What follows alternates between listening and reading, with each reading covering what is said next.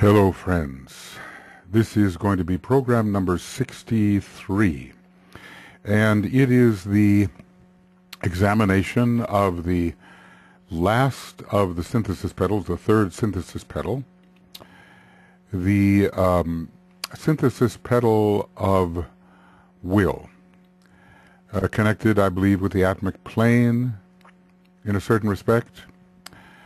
And just as the jewel in the lotus is connected with the monadic plane, if we look at this diagram, we can see the idea here, although it doesn't really show this. I think we can pretty well understand that this group of synthesis petals is connected with the spiritual triad. So one of them with the monastic permanent atom, the other of them with the Buddhic permanent atom, and finally the third synthesis petal of will with the atomic permanent atom, whereas the monad itself and the jewel in the lotus is connected, with the jewel in the lotus. Direct contact here. So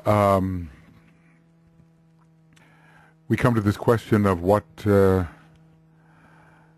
synthesis of will really is. There is but one will, really, upon the planet, and taking it as far as we can within the entire universe. One will, divided into many emanated units of will, which, though they seem distinct, are really essentially the one will. And so in this petal, we only begin, I'll just say begin, to realize the nature of the one will, which is driving all, which is impelling all towards an end which we cannot possibly conceive. Even in terms of our planetary purpose, we cannot conceive it in any detail. We know our planet is to become a great station of light, and we know something about the rays of our planet and the functions that it may have. Planetary functions, I think, can vary, just the way the functions of any human being ascending on the path of initiation can vary. The higher they go, the greater the function. For the moment, we have our Earth connected with the base of the spine center, and also possibly with the spleen, but later there may be other functions according to the higher rays of our planet.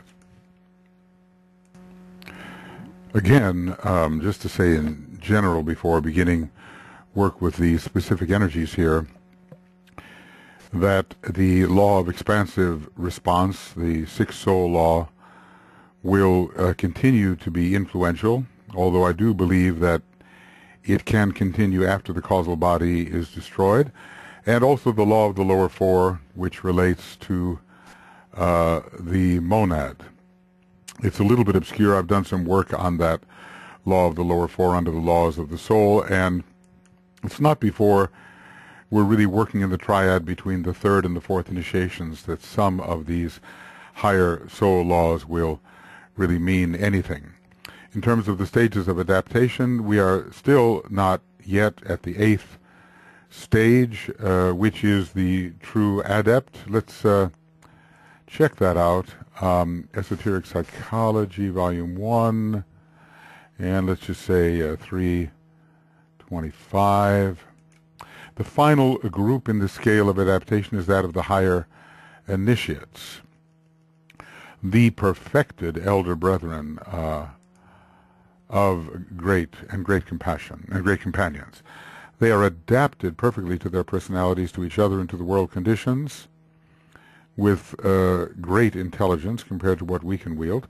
But as a group, they are learning how to adapt the forces of nature, the energies of the rays, and the potencies of the zodiacal signs to the world need and the world demand in a practical manner and at any particular time. It is here that the work of disciples of the world and of higher types of aspirants proves helpful as a field of experiment and it is in the new group of world servers that this process of adaptation goes on. So they are working at applying these energies within the field of the new group of world servers, that is, among second-degree initiates, basically, and also to an extent with the higher types of aspirants before the second initiation. And so we're not yet there when we're dealing with the Synthesis Petal of Will. And if we were to turn to the human groups, the soul groups, whereas we certainly are at point number 9, the souls who are initiates into the mysteries of the kingdom of God. These are souls who are not only conscious of their vehicles of expression, the integrated personality, and conscious also as souls, but they know past all controversy that there is no such thing as my soul and your soul, but simply the soul. That kind of realization can definitely occur, of course, between the third and fourth initiation. As a matter of fact, it's really required in a certain measure for the taking of the third initiation, and we're discussing a phase beyond that point in which the synthesis petals are being worked upon. They know this not only as a mental proposition, there is the great difference, and as a sensed reality, but also as a fact in their own consciousness. That is so important, and that factual apprehension of the oneness of things and of the oneness of the soul occurs at and after the third degree.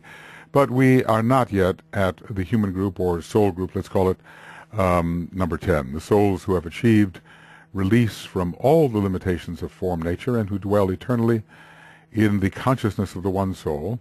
And notice it's not the causal body, and yet they're in the one soul, right? Withdrawn from identification with any aspiration of the form life, no matter how highly developed. They can and do use the form at will. There's the Maya Virupa, the Kriya Shakti work, for the purposes of the general good. They are the masters of life and perfected adepts. So we have not yet reached soul group number 10, nor have we reached stage of adaptation number 8, but we certainly are, understanding the noble eightfold path and living that in fullness. The Buddha was surrounded by arhats. Well, at the stage we're discussing, we're not even arhats, and he proposed this noble eightfold path to them as well. So it had relevance to them, of course, and thus it will have relevance beyond the destruction of the causal body.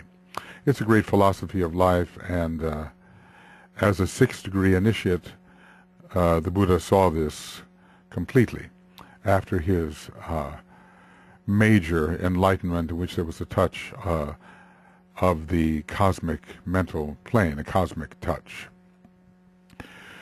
Such high levels of reception and expression are really, I think, impossible for us to fathom. We have words for them, but in terms of their qualitative content, they cannot mean much to us. Still, we have the structure in terms of the words we use and the concepts we use, and in a sense we know where we are going. So the Beatitudes, yes, of course, they are fully realized. We're somehow connecting with the atmic will here. The spiritual will, I would say, it emanates from the highest aspect of the monad. It touches the atmic permanent atom and a coordinating atmic vehicle. It descends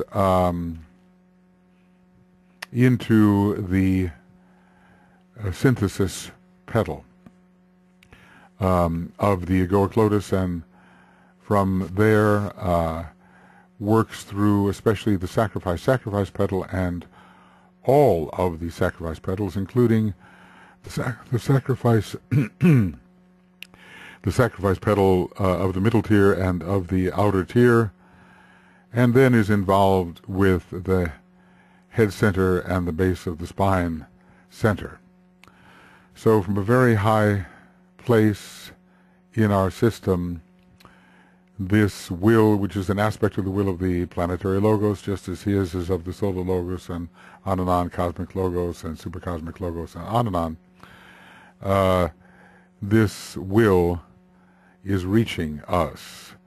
We're beginning to understand something of the will of the planetary logos when we are, as mediated, of course, through the hierarchy, when we are opening the synthesis petal of will. Petal 12 for the synthesis of will. And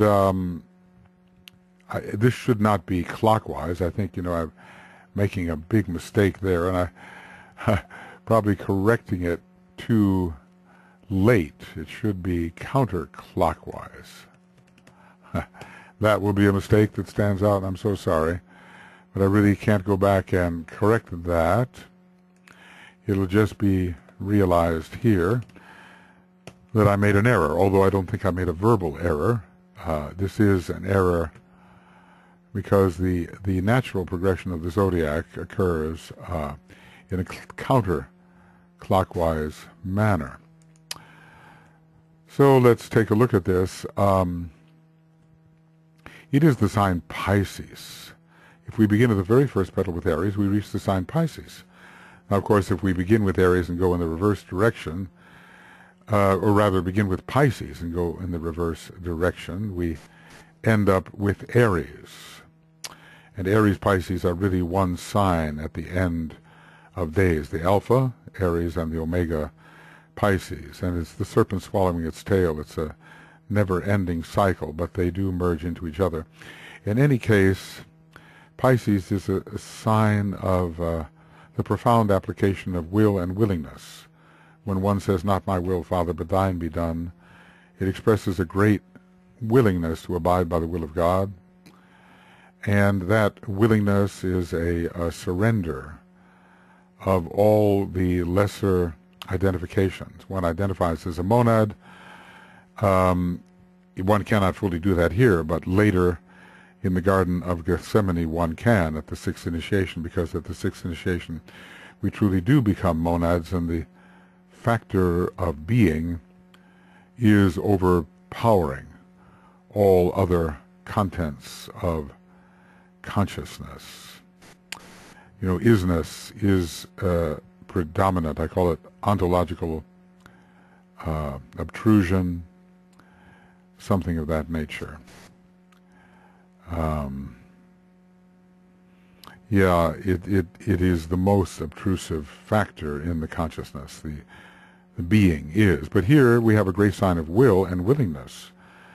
And it is here that we are practicing becoming accustomed to the true will of God, which is going to be manifested along the first aspect and will increasingly be the dominant factor, and finally at the sixth initiation, the all-conquering factor. If Sanat Kumara wills that we remain with the planet to serve, we simply do. If he does not tap us for that particular sacrificial function, then within our monad, within our being, is the right sense of direction based upon the nature of our descent into this limited monadic stage. So there is this great acquiescence occurring here, and we learn acquiescence to the will of God increasingly here, and that acquiescence will lead right into the relinquishment of the causal body in order to be able to receive and express greater forms of energy than can be contained within the causal body. I mean, many temples may be beautiful, and they may have their own type of glorious expression, but they are still limited. All temples are limited. Even the universe as a temple is limited. The only limitless non-thing is the absoluteness to which nothing can be added and nothing can be subtracted, and that is a amazing concept. So, and ending this, of course, if one ended this sequence of signs with Aries, we would find a sign in which the first ray is the most powerful, and sacrificial will to descend into the lower depths and bring the qualities of spirit there for the unfolding of those qualities and thus the elevation of all, those things would be emphasized. I mean, Aries is the major first ray sign, at least at this time, so more of the first ray pours through Aries than through any other sign at this time. So the Pluto connection to Pisces, Aries, well, we have a Aries-Pluto Shambhala, but Pisces is also ruled by Pluto. So there is a link there between the Aries-Pluto Shambhala configuration and the rulership of Pisces by Pluto. Also, if we look at Neptune, it is a great planet of acquiescence and of surrender to the will of God. You know, Pluto can destroy many obstacles that prevent us from surrendering to the higher will, but Neptune signifies that willingness, that dissolving of all lower ego, which ahamkara, which could stand in the way, making us think we have a will of our own, which we do in a way but do not, because, you know, our will is the higher will, only we just don't realize that. We think we are of two minds, we think we are of two hearts, we think we are of two wills, but we're not. Essentially, this higher will and love and intelligence, which is beating upon our consciousness, is one. It is not other. It is not other. It is our own. And through right identification, we can realize that the higher will is really our own will, and that must be a joyous moment of realization. When we come to the realization that this factor, which seems so foreign and so threatening and so disruptive of our plans, even as the Christ had his own plans, DK tells us, is actually our own will, disguised by illusion as otherness, but it isn't. So breaking into the realization of the one will as our own will is a really important step here. Well, we're not yet fourth degree initiates in this deliberate unfoldment of the 12th petal. But we are approaching rapidly, and I suppose as that petal reaches a requisite degree of unfoldment, that's when the three petals burst open. You know, it's difficult to say who would have an easier time unfolding this petal, first-ray types or second-ray types, because there's a lot of the Pisces in it, and that kind of submission, willingness to abide, acquiescence, these are all somewhat the second-ray factors, but the great strength to hold to that decision and see it through certainly comes in with the first ray. I think, you know, first ray and second ray would have an easier time with this particular petal than the third ray would. So we understand, you know, we're on the brink of starting something entirely new, which is life after the destruction of the causal body. And I think the final work in this 12th petal will bring us to this new beginning. Aries represents this new beginning.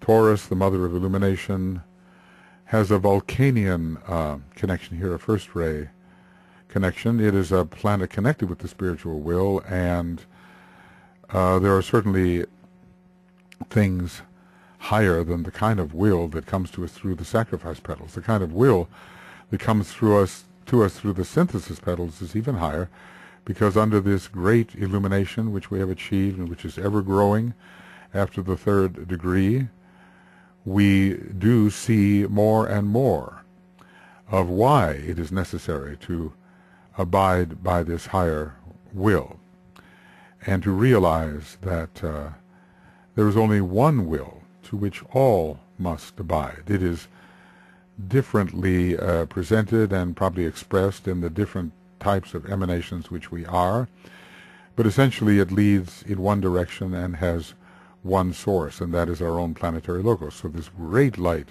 of Taurus, I see the greatest light, and I see, and when the eye is opened, which it increasingly is after the third degree, all is illumined.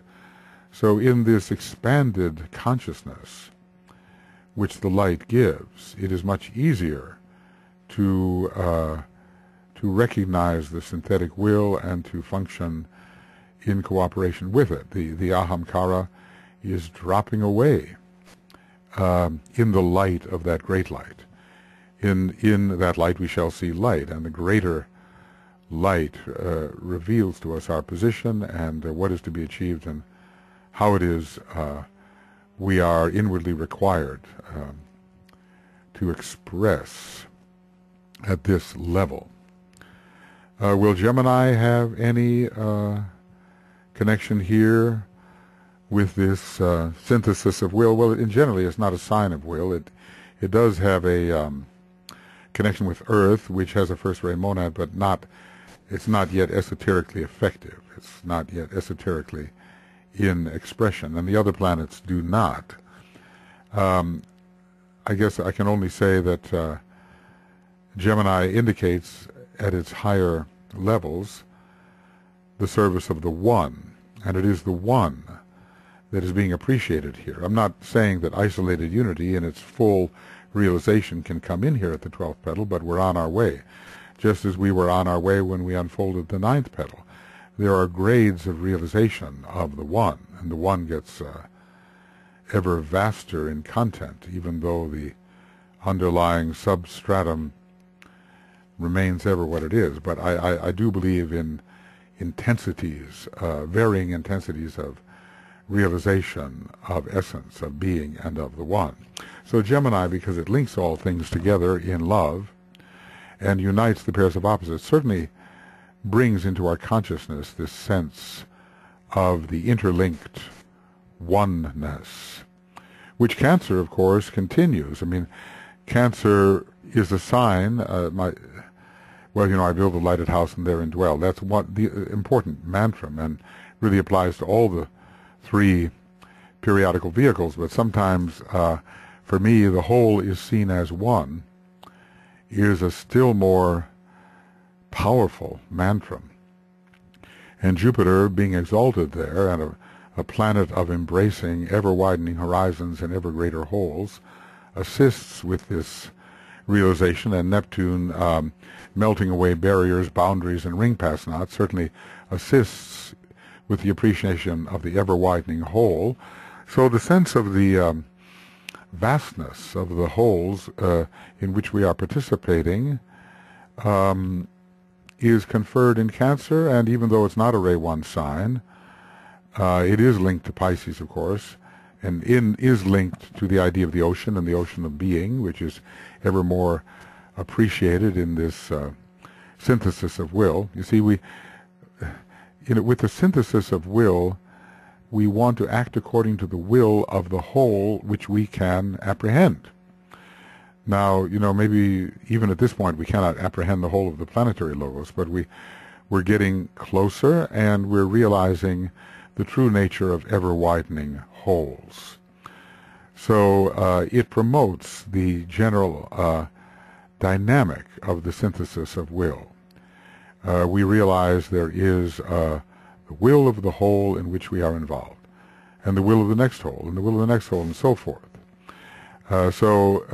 Sensing wholeness, we can appreciate more the one will, which has diversified seemingly into many different types of wills, which are just really the one will.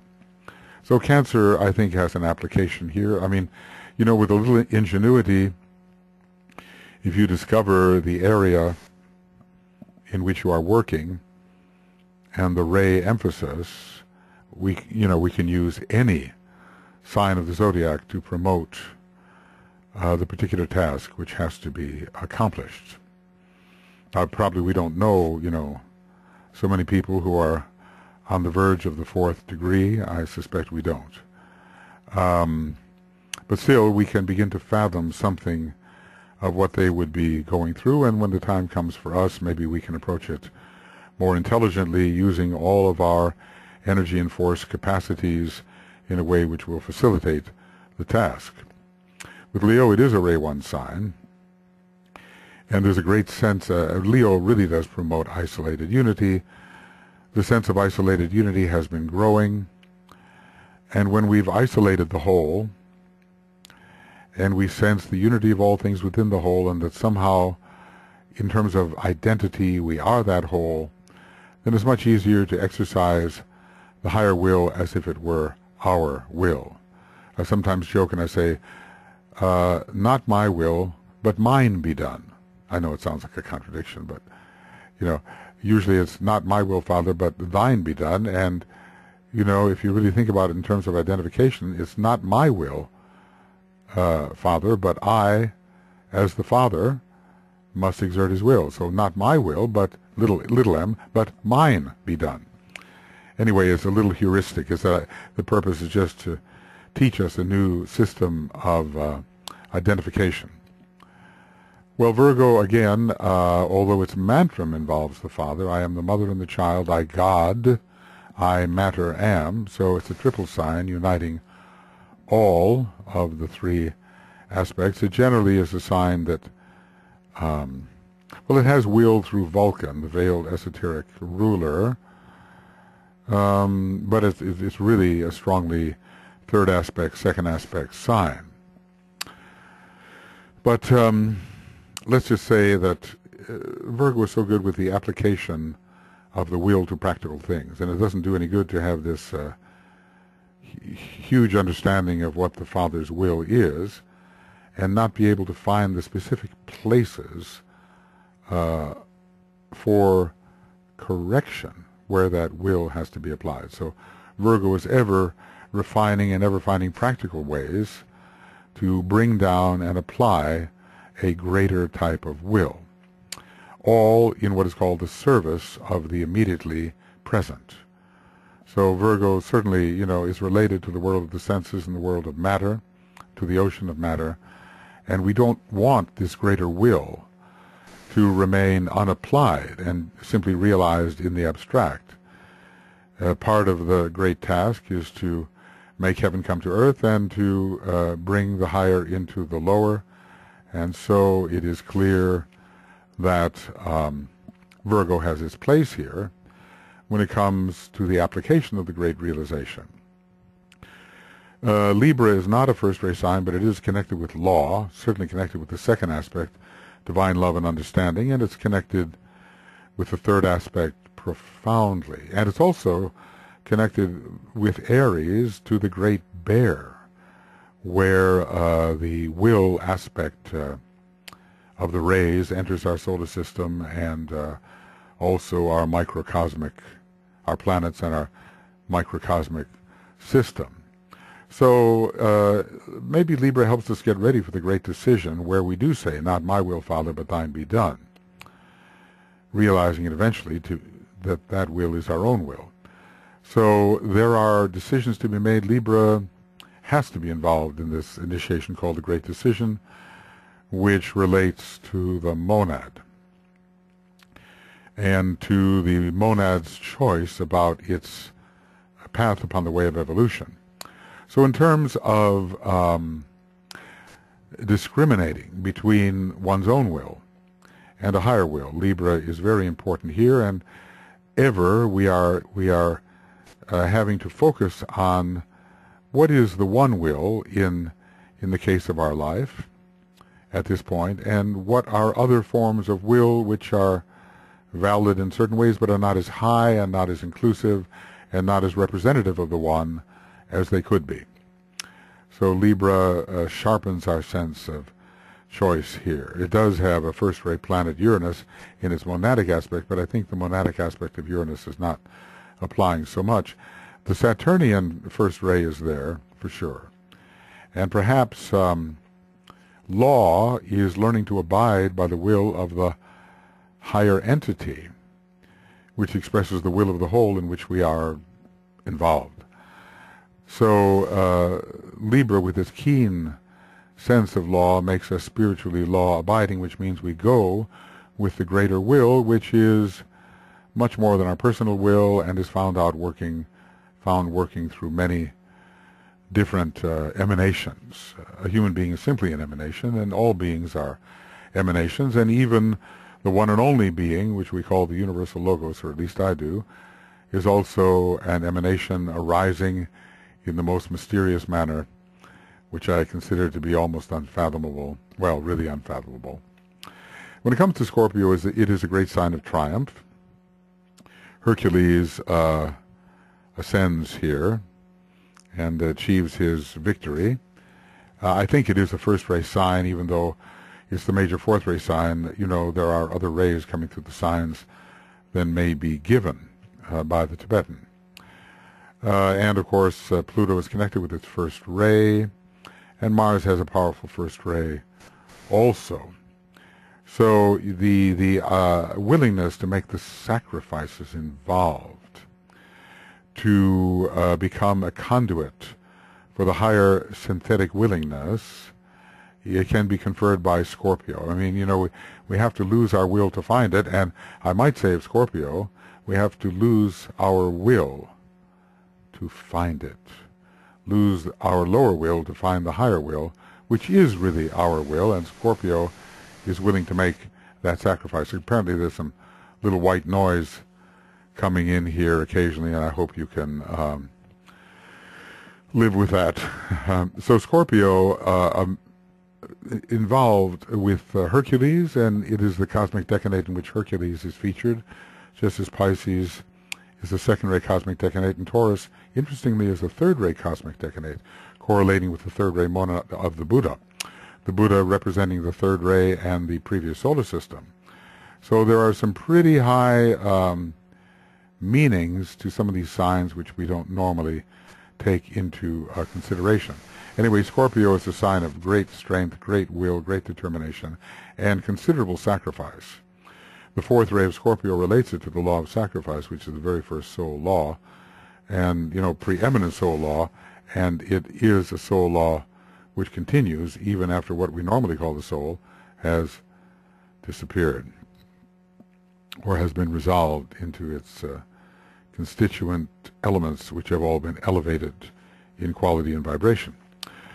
So Scorpio stands in relation to the willingness petal, you know, the synthesis will petal. Sagittarius, again, is not a first-ray sign. It does have Earth. Well, it has Mars.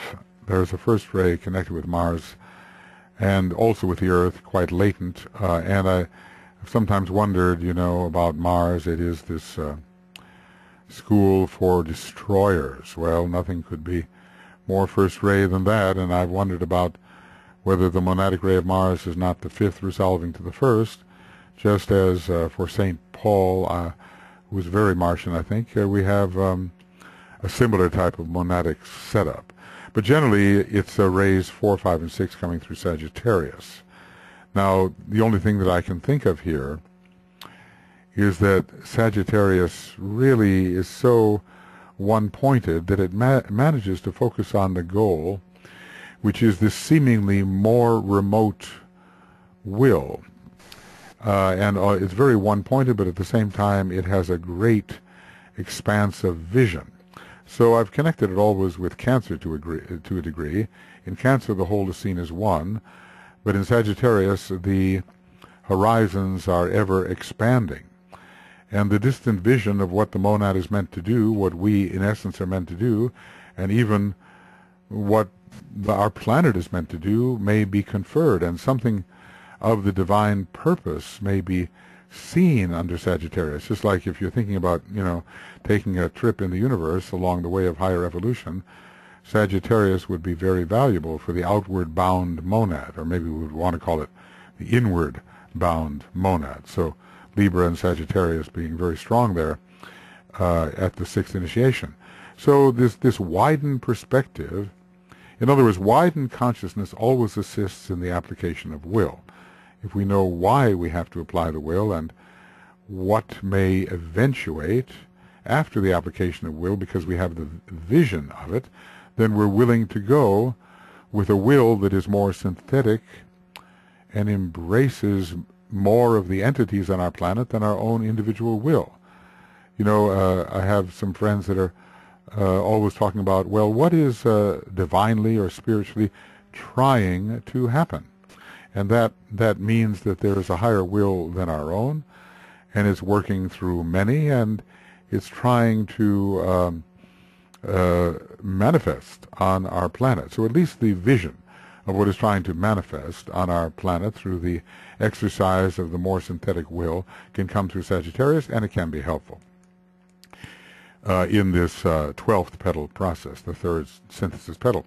When it comes to Capricorn, of course, it's a major first-race sign, and it does have to do with the will that conquers death. We're very close to conquering death here as this 12th synthesis petal is unfolding before the bursting open of all three and before the destruction of the causal body.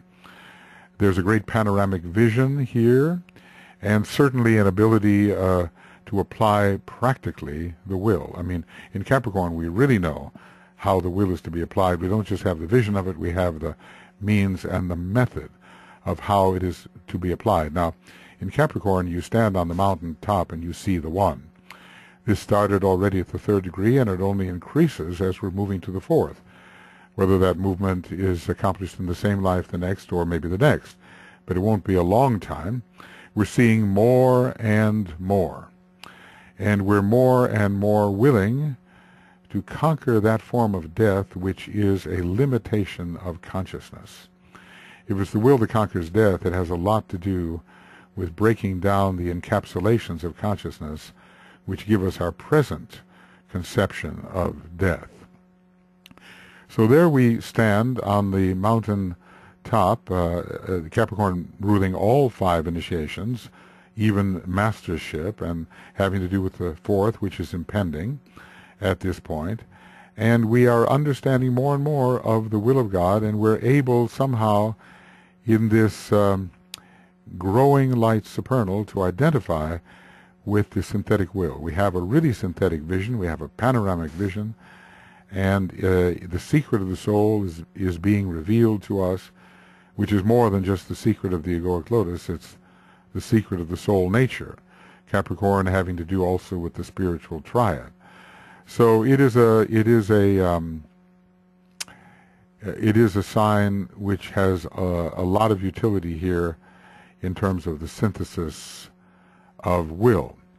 If we really do the will of God, not only shall we know, but we shall live and be immortal. There's something about Capricorn which suggests immortality through the performance of the higher will.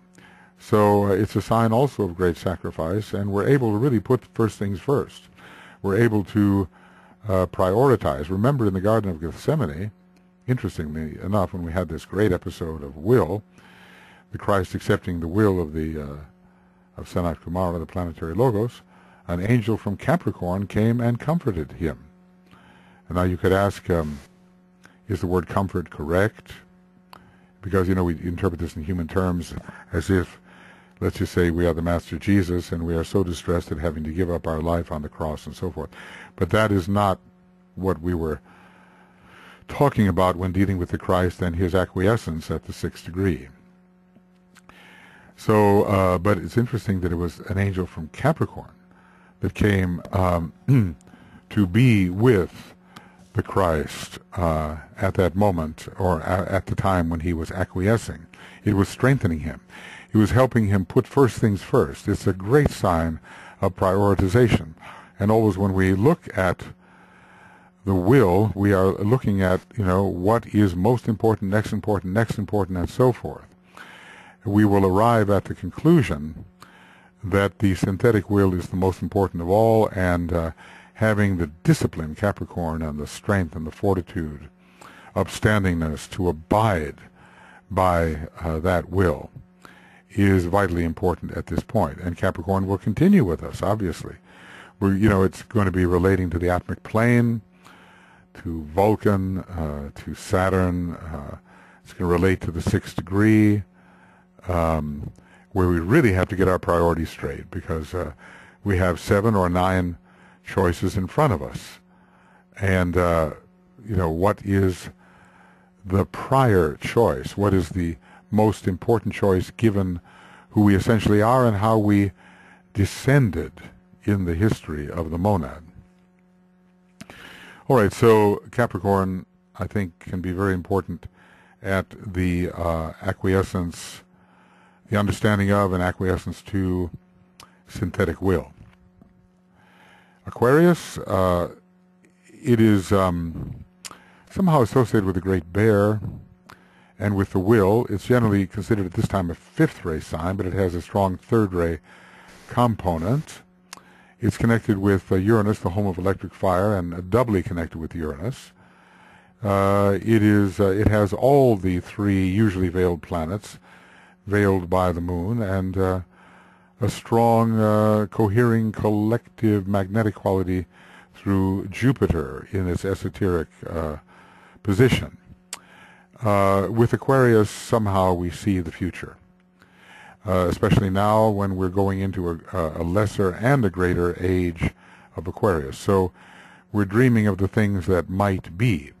And it is the will, the greater will, working through many, that is going to accomplish all those things that might be. So when we begin to look at the wonders of the new age in which we are entering, and the great life abundant coming from Aquarius through Shambhala, which will be conferred upon all, I guess, in the measure they can receive it, we become inspired by the will that can take us there. And, this is not just a centralized will. Think about it.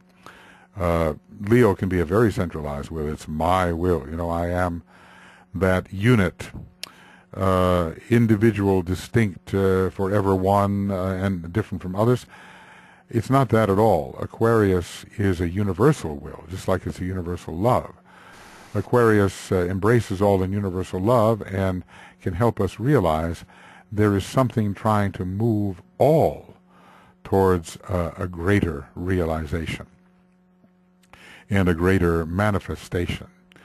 So Aquarius, in terms of the vision it confers and the new energies it releases to help accomplish the will, because after all, how are we going to do it? How are we going to bring this greater will in? What do we have in our nature that can help us bring the greater will forward?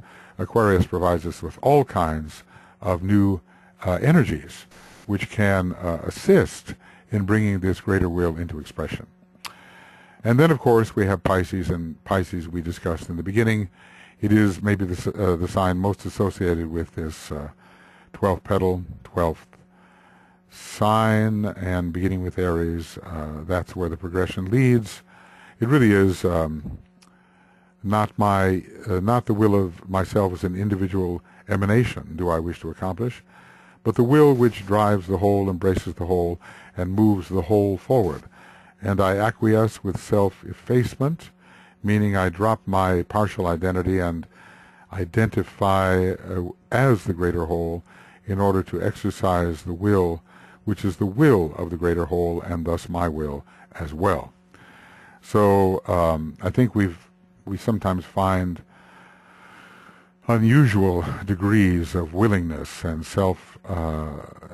lower self-relinquishment in Pisces, an ability to identify with the greater whole, which is willing certain things which the lesser emanations do not automatically appreciate. So, it doesn't make any difference what your major signs may be if you're at that point where you're moving from the third degree to the fourth, and you have especially first-ray type of emphasis in the soul or in the monad, I think most connected with this petal of synthetic will, then you can use any of these signs in the ways indicated, and probably in many ways that I have not been able to indicate, but which will occur to you as you ponder on your own zodiacal configuration. As far as the planets go, the sun is these are the luminaries, obviously, the sun and the moon. And the sun is the greatest factor within our solar system.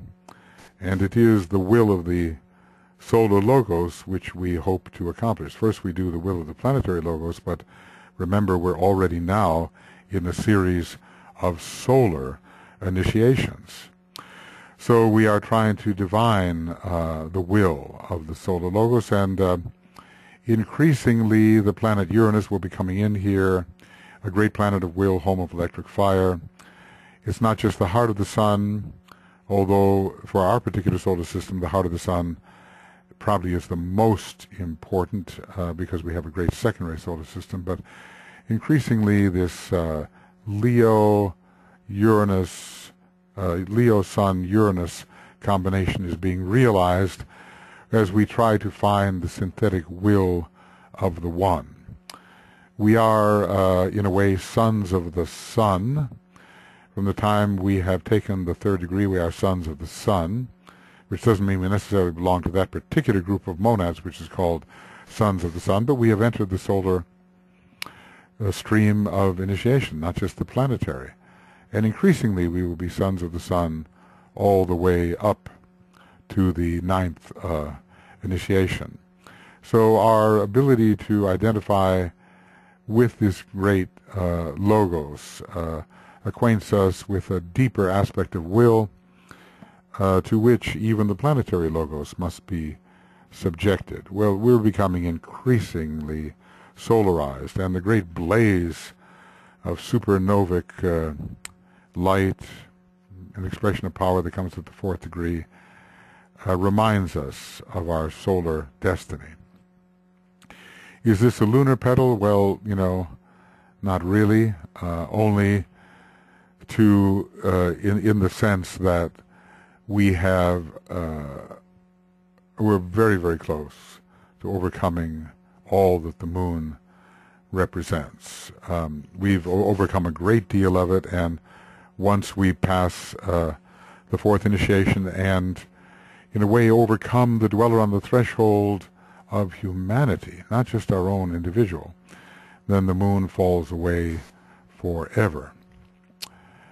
So I don't think we need to consider this as a lunar petal, except in terms of the idea that we have our foot upon what the moon has represented.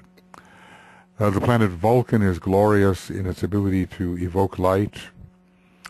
It burnishes the shield of Mars, or polishes the shield of Mars. Mars is the personality and the lower energies, and Vulcan has a great light evoking potential. It is also a great planet of will in its soul nature, and it's so close, it's so close to the one central source of our solar system. So Vulcan can lead us easily into the One. Here in this petal we want to be the One. We want to know ourselves as the One. We want to will synthetically as the One would will. And when I say the One, I'm simply confining myself to Sanat Kumara and the planetary logos. The One is much greater than that, but temporarily there is a ring past knot that we can somewhat fathom, and for us it is that One which is of importance. So Vulcan belongs here with its strengthening of the spiritual will, strengthening of the will to sacrifice, strengthening the grip upon the causal body even, and certainly upon whatever is left of the personality, that grip to make it acquiesce to the wider will driving the many and not just the one. Mercury pretty much does what Gemini does. It links all things together. It rules all aspects of the spiritual triad, just as Uranus does. It is the receiver of the information from the various levels of the cosmic ethers, and so receives the impression of what the higher synthetic will is. It's sort of the atomic Mercury. Our old friend Robert Gerard used to say, 5 minds unite. Well, we usually have 3 minds unite, but Mercury is involved with all the 5 minds, including the transcendental mind of Buddhi and the atomic mind of the atomic plane, the mind of law. So Mercury is the intuitive basis for receiving the impression of what that higher will really is, and therefore very important.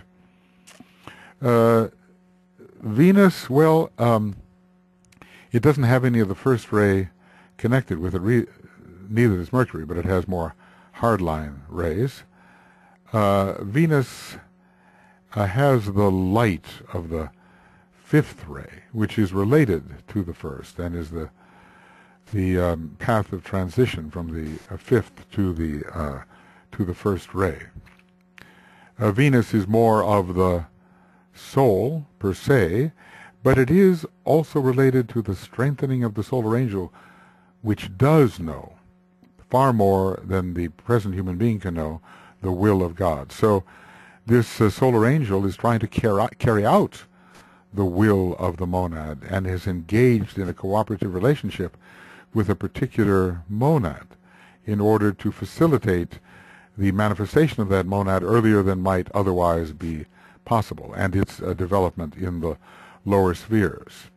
So inasmuch as the will of the monad has to reach this particular petal, because the will of the monad is the will of the Logos, and it's not just for one, it's for the many, Venus is a helpful intermediary here, intensifying the presence of the solar angel as it is preparing to wing its way back to its source within the higher aspects of the sun.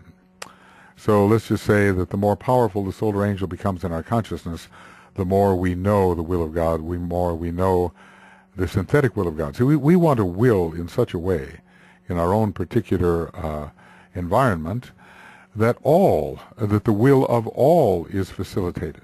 We want our will to facilitate the expression of the other apparently distinct wills, which are all part of one will. So we want all to be willing in such a way that the one will is fulfilled, and that our particular aspect of willingness will strengthen the aspects of willingness of the others, which are all really emanations of one particular objective. And obviously Venus, with its strong soul and unitive consciousness, will help us strengthen the appreciation of what the divine will is for all others. I mean, when we engage with each other in soul consciousness, all of us together have a better idea of what the will is, what the greater will may be.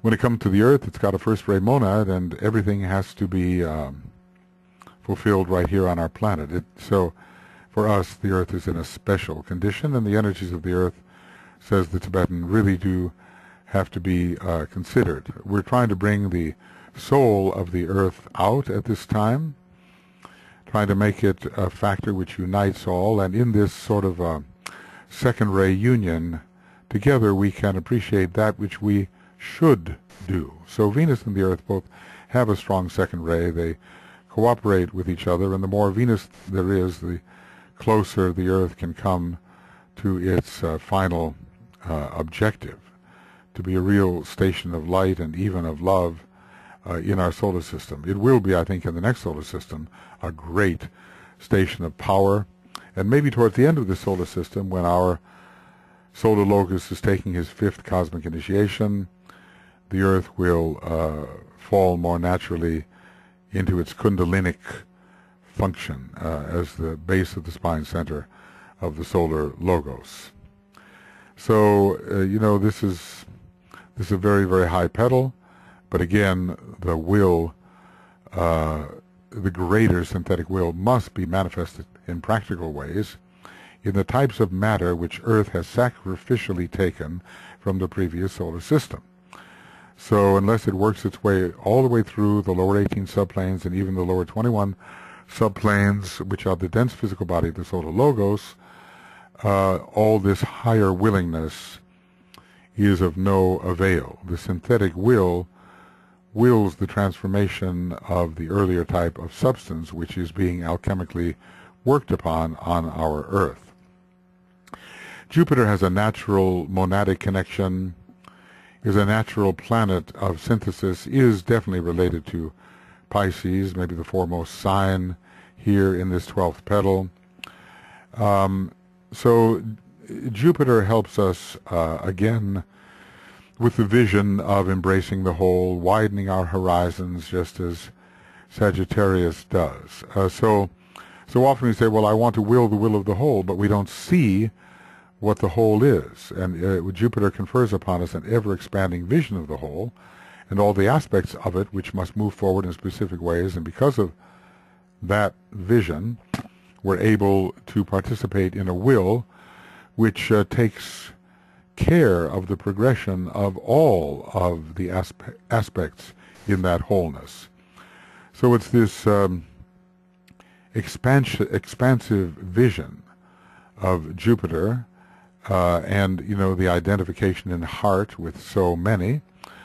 Jupiter is a planet of whole making in consciousness. It is related as an exalted planet in Cancer to the idea that the whole is seen as one. Jupiter does want to gather all into a oneness, and when you think about all of the parts and pieces that Mercury finds and links together, and Jupiter comes along and welds them, or at least embraces them, into a wholeness. So the more consciousness there is of wholeness, the more willing we are to understand the will that is driving that wholeness and to participate in it, rather than to just actuate the will which drives us as a tiny emanated unit. So it's the expansive visionary quality of Jupiter which is really going to assist us here, and its tendency to not just sense a greater whole, but to see the cohesion of that whole. The law of cohesion, second law of the solar system, is connected with Jupiter most definitely. Maybe I should have mentioned the law of vibration in connection with Vulcan, because so much of the will has to do with imposing vibrations of a higher kind upon fields of vibration of a lower kind, and Vulcan is the means of that imposition.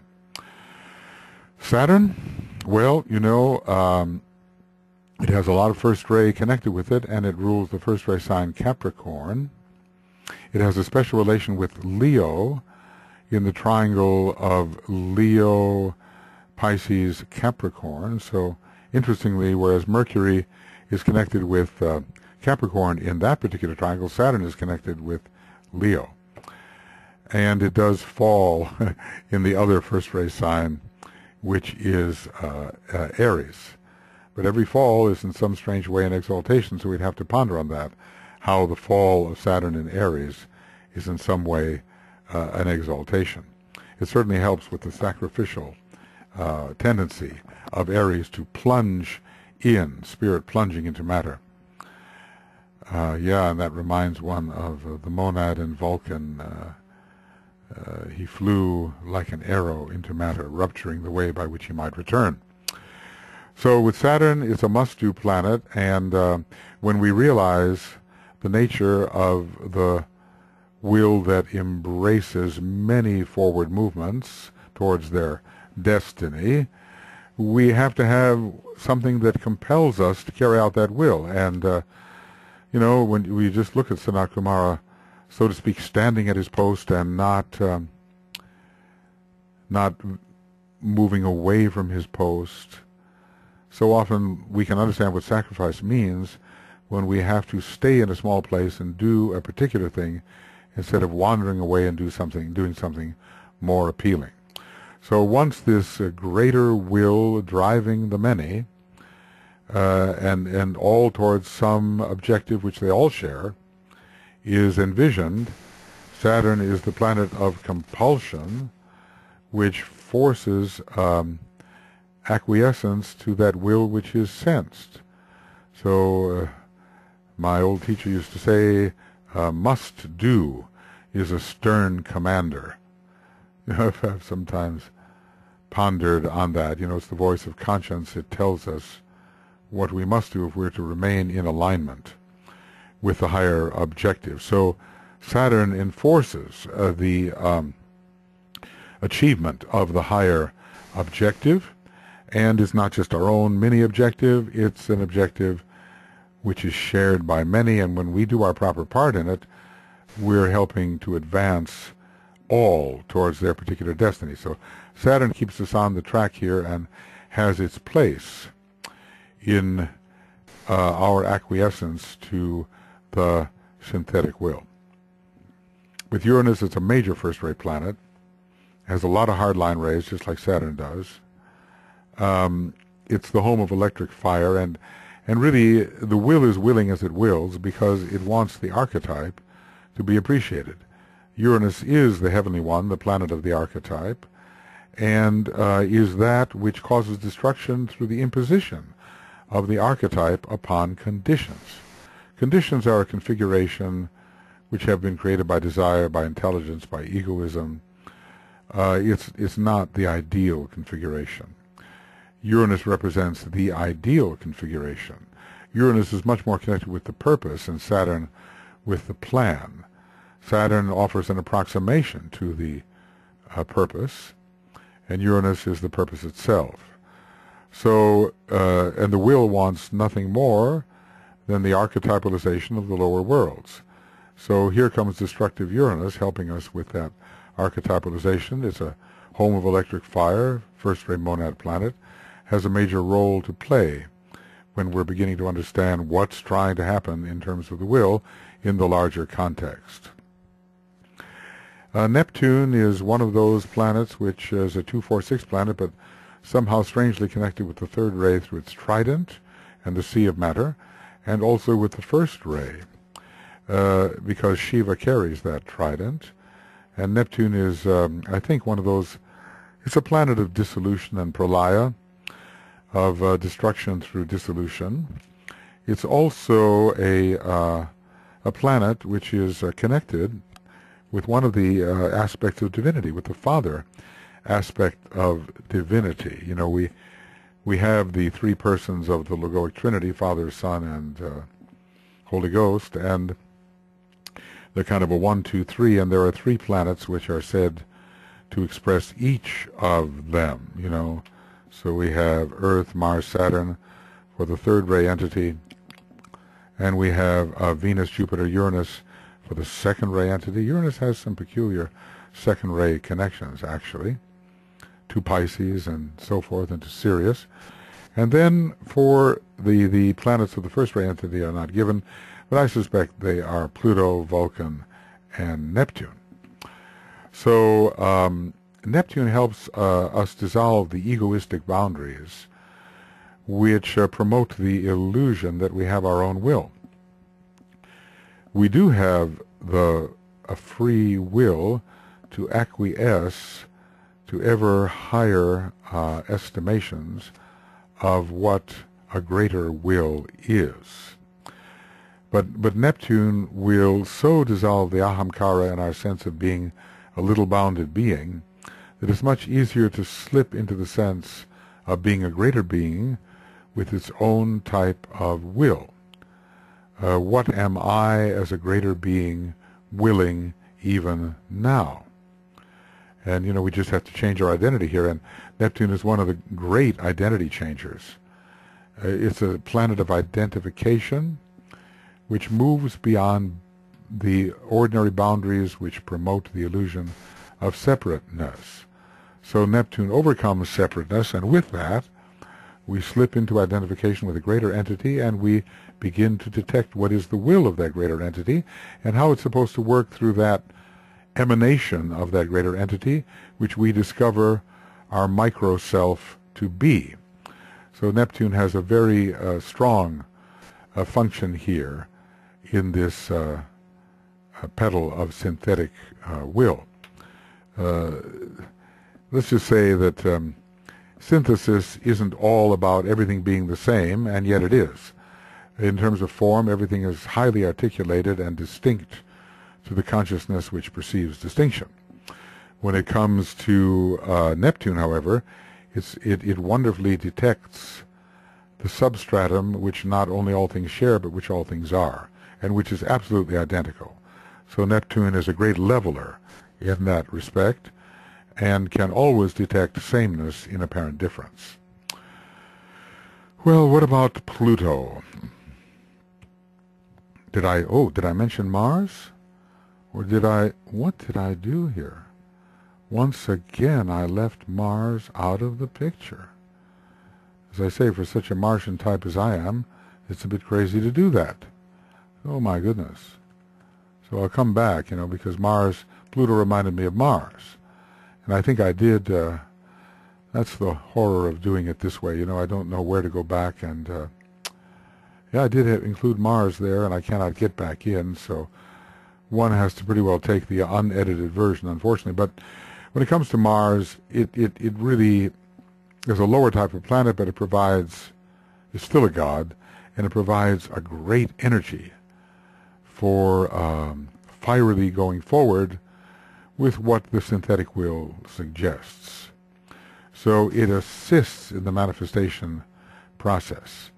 It keeps driving us towards the realization of the synthetic will, but once the synthetic will is realized, and we have that particular part of the great will, which is ours as a lesser emanation to express, Mars is the energizer which helps us do that. It's kind of a simple version of what Mars can be. When it comes to Pluto, it's the destroyer. And, why don't we apprehend the synthetic will? Well, so many things are in the way. Things, as I said, in the lower part of our aura, unsuspected, but still providing a kind of backward drag and contributing to the inertia of illusion. So when everything is raised to the surface and seen for what it is and healed and resolved, then there's a much greater ability to have the dirt and the veils and the obstacles cleared away. They're destroyed by Pluto, so the impression of the synthetic will can come upon us. You just stop and you say, well, what is it that I will to do? And you might come up with something. But, what is it that wills to be done through my will? This is the greater question, and one about which we have to pause and meditate. So if there are obstacles like the ahamkara, if Scorpio stages the release of Leo, then in a way Pluto pierces the lower sun.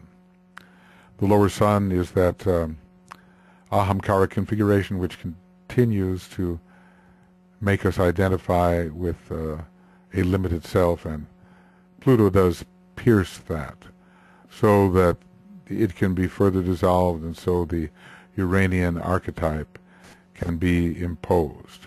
So Pluto is always destroying limitation. It never destroys consciousness, DK tells us. It may destroy the barriers to wider consciousness. And Pluto, of course, will strengthen the will. It's one of the major will planets, but it's pretty much the will to destroy that which stands in the way of the expression of the higher synthetic will. These things are easy to talk about and more difficult to do. But if a person has a prominent Pluto and finds himself at this stage of evolution, he has to ask himself, what is it that has to be destroyed in my nature so that I can be truly willing to perform the greater will, which is for the good of all, thus Pluto. All right. That gives us some seed thoughts with which to work. And then, of course, the rays about which we have somewhat discussed, and naturally Ray 1 is going to be extremely involved here, because it is the greater will which we are attempting to understand. Synthesis is a factor found in relation to many rays, but certainly in relation to the first ray, where the will of the one must be appreciated. And all is for the power and glory of the one, it says in the first ray integration formula. So there's no question here that this is a synthetic petal of will. Ray 1 is the ray of the will, and we are learning somehow how to apply a greater will to our egoic system and to the systems below, the personality system, and this will cause the destruction of both of those systems, which find themselves at first trying to enact what this greater will is, but then finding themselves too small and too weak really to enact it.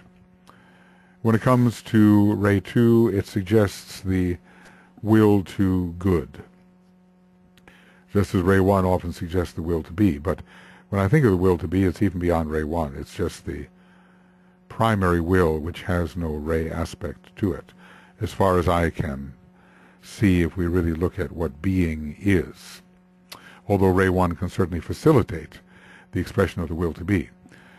But Ray 2 gives us this sense of consciousness of the whole, the love of the whole, the will or the desire to see all aspects of the whole advanced according to their destiny, and the sacrificial, loving, sacrificial movement towards acquiescence of a greater will which will help all units advance towards their destiny. So, why would we even want to help all those we consider to be others if we did not in heart appreciate that they aren't really others at all, that they are really our one self, appreciated through unitive consciousness which Ray 2 confers.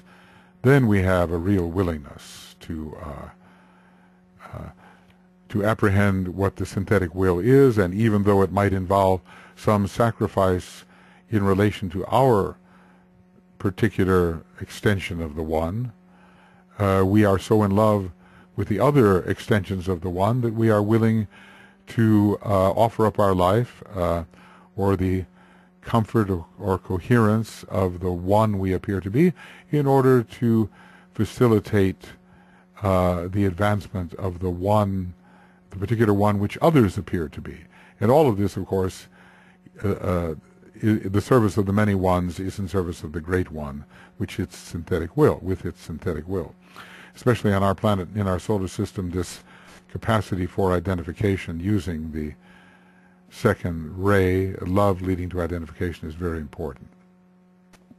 Well, this is the third of the petals of synthesis, but much more related, I think, in a way to the first and second rays in its expression than to the third ray, though, again, let's just say that there's a great intelligence here with the third ray.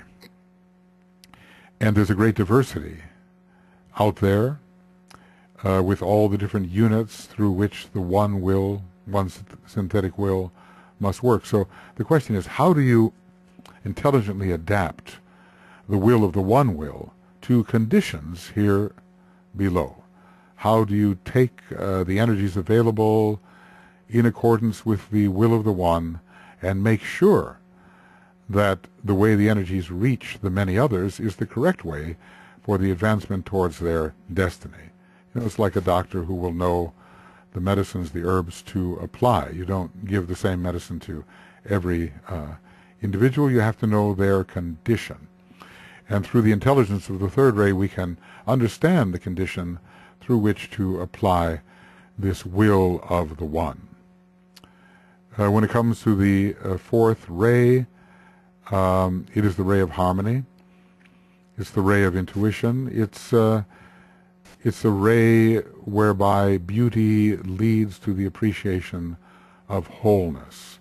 It helps in our appreciative sense of the value of all the others that we seek to see advance towards their destiny by accepting in our own little life the will of the one as it applies to our own microcosmic condition. So does it have a place in this petal?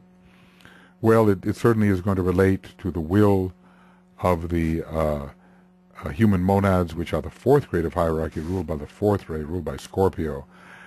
So the destiny of the entire group of human monads is going to be mediated through this ray, and the will of the one is followed by all the different monads, and all the different monads are coming into various forms of expression, and we want to ensure that there is a harmony in their interrelation, not a superficial harmony, but an archetypal harmony, a harmony which is meant to be on the level of the archetype. So we detect that truer harmony which will result in beauty as the will of the One is expressed through each one of the ones, each monadic emanation, and the sense of that archetypal beauty is helping us to adapt the necessary energies which are needed to express the synthetic will driving all forward together, which we are beginning to sense. Ray 5. Well, it's related to the first ray, of course, and it really perfects knowledge. And I can only say, we're getting into these rays of attribute, and we're getting to the Brahmic rays, the ray of Brahma, ray 3, and containing the 4 rays of attribute. We are understanding the technicalities by which the great will driving all things forward can be enacted. We have the specific knowledge so we don't blunder in our application of the greater will either to our own microcosmic system or to the system of others as we begin to utilize energies on their behalf. So we save, so many people have died because of lack of knowledge. Just think about childbirth, all the people who have died in childbirth simply because of lack of sufficient medical knowledge. You think about some of the horrors of medicine that have emerged during ages of darkness. Not that all ages were ages of darkness, all ages in the past, but just the horrific medical practices simply because there was not knowledge. And so when we're dealing with energies, we just have to know the constituents of any unit, any system, our own included. And we have to have the most intelligent and knowledgeable application of energies in the great light, in the great luminosity of the fifth ray, in order that the will, the greater synthetic will be efficiently applied to our system and to all systems, with the end that the one forward movement of the one synthetic will is advanced through knowledge. Well, the sixth ray is a ray which sometimes functions without discretion. As we learn in the Blessed Ones, the Blessed One caught the vision of the way and followed that way without discretion. Fury characterized his efforts. The way led down into the world of dual life and so forth. So it's a high ideal which leads to the monad on the sixth plane. Somehow we can, even at this stage, begin to sense the will of the monad. We're not there yet. The fourth initiation has not occurred. But we are in the relation of the 3 to the 6. It's from the third plane from below, which is the first plane from above. I'm talking of subplanes, that the energy related to these petals derives, or at least there is a strong connection of these 3 petals to the 3 sublevels of the mental plane, and 3 is related to 6. So ultimately, when seeking the higher will, our monad understands the synthetic will, but do we understand the monad? And through the sixth ray, somehow, and its great idealism, and its connection with the sense of smell, sort of smelling our way home, we can somehow apprehend what is the will of our own monad and its rule, its place within this more synthetic will of the many monads. So the monad is a great ideal. It's a great idea, really. And the sixth ray is related as much to idea as it is to ideal, not only to ideal.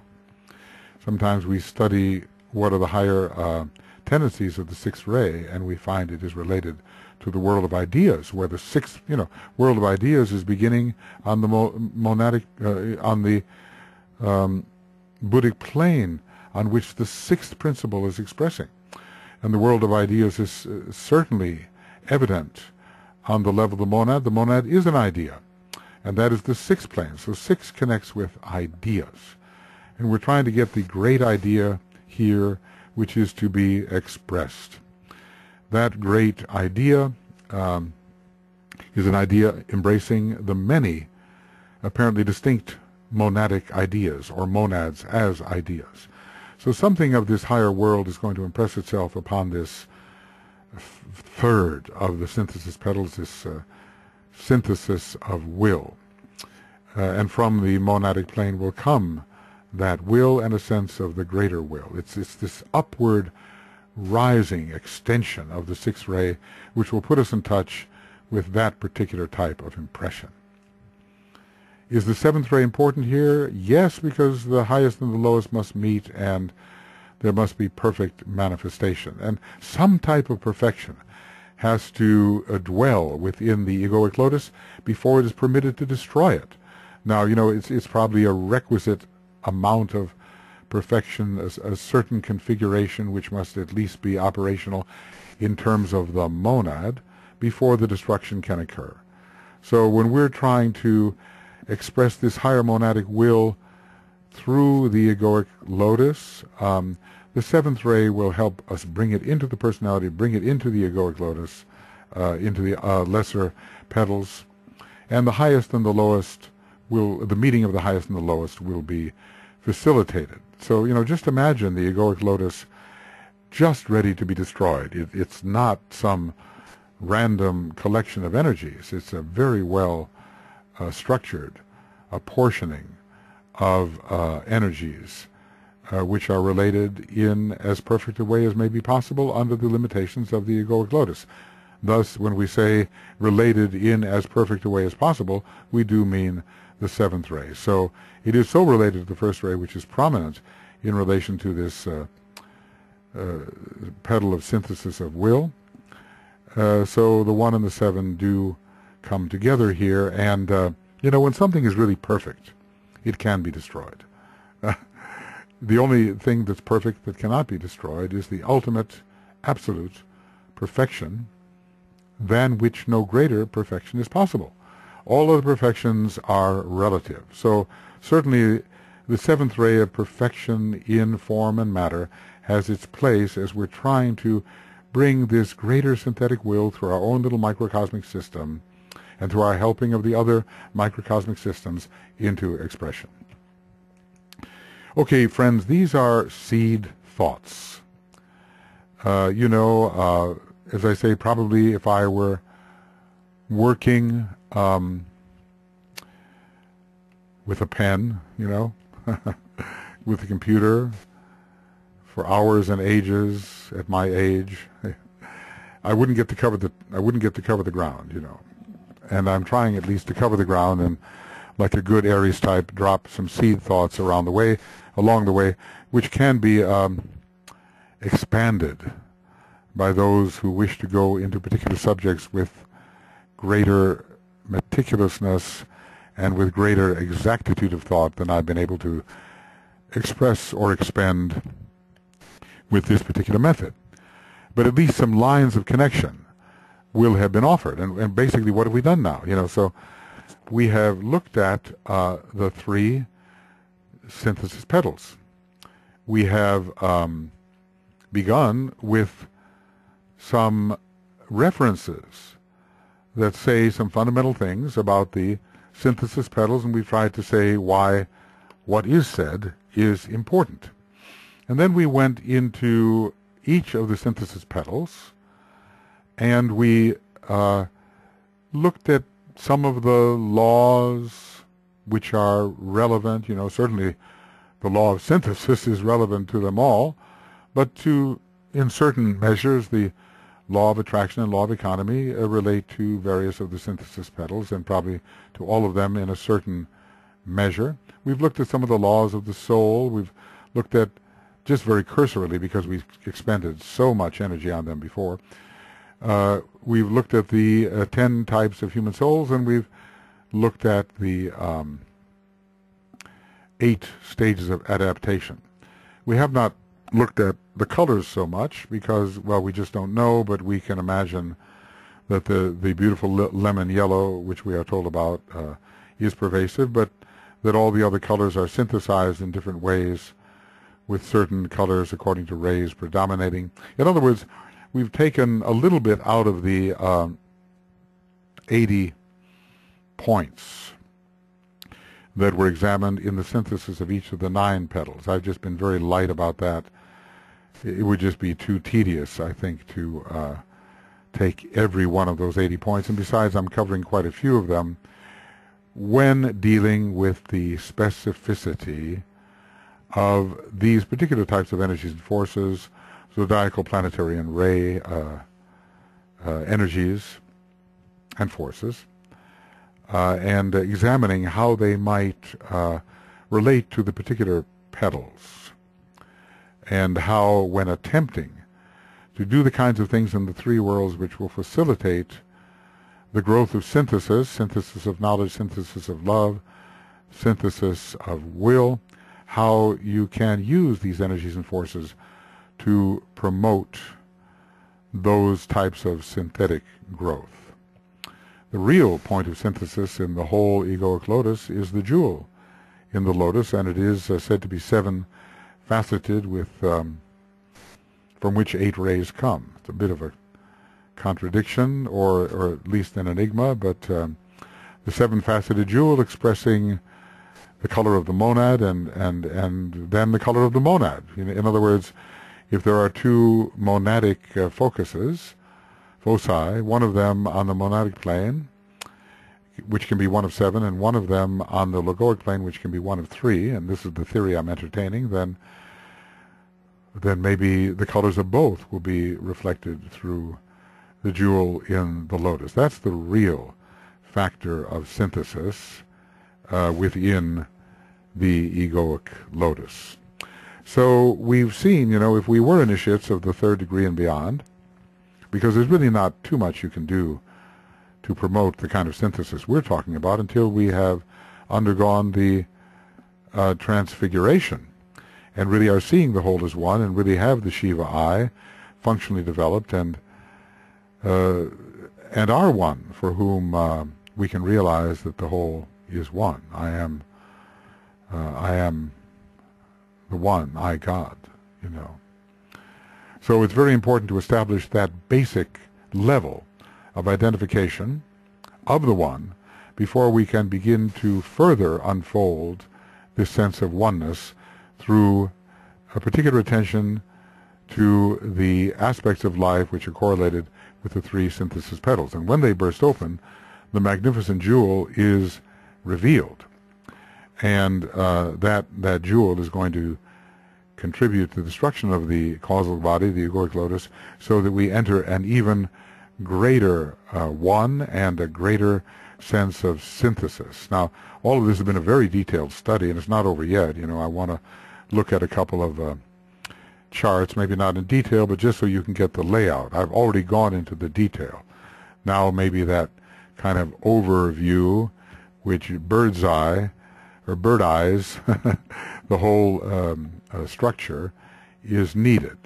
Because what has to happen is we have to begin to practice all this, knowing what are the energies at our disposal, through knowing our astrological chart and our ray formula, and knowing somewhat the types of energies and forces which are required at our particular petal task in which we are involved, and knowing the stage of evolution somewhat at which we stand, we can actually begin the application of energies to promote the fulfillment of the task which must be immediately fulfilled in terms of the unfoldment of the petal on which we are working. So, as I say, not so many of us are working on synthesis. We may have flashes, we may have intimations of the coming synthesis which lies beyond our present stage of consciousness, but at least we're moving in that direction. And when the Tibetan begins to teach us the curriculum of the Antakarana, which is really the curriculum of the will, somewhat the first-rate curriculum, rather than just the curriculum of the soul, we know we are also being educated to a degree in group consciousness and group synthesis and appreciation of what synthesis really is. Well, as I say, it's it's in the application that we will learn more. After all this stuff about the egoic lotus that I've talked about, we have to sit down with it and say, okay, now on the basis of what I've learned, how can I use it? That is our next task. So this is going to be the end, end of Egoic Lotus webinar commentary, program 63, and it's going to be about 1 hour and 30 minutes? I think so. 1 hour and 30 minutes if I get off the phone here fast enough. And we're going to have the beginning of Egoic Lotus webinar commentary program. Whoa, I'm not very good there. Not only not spell program, but not get the number correct. Program 63 and Egoic Lotus webinar commentary program 64 on the synthetic charts. Charts 1. I don't know how long it'll take me to do that, but we will see. And we're told that there can only be 63 members in an ashram, and after that we have to start forming a new one. So maybe after 63 programs, I shouldn't even go on to program 64, or we're starting a whole new cycle. Anyway, so that's it for the moment, and we will continue with a new and final phase of the subject. Maybe not the final phase. Maybe the final phase will be hints regarding application. I have not conceived of how to do that yet, but maybe by the time I would get there, I will. So we'll see you soon, and thank you for getting this far in the process. And we'll talk to you soon about the charts. Bye-bye.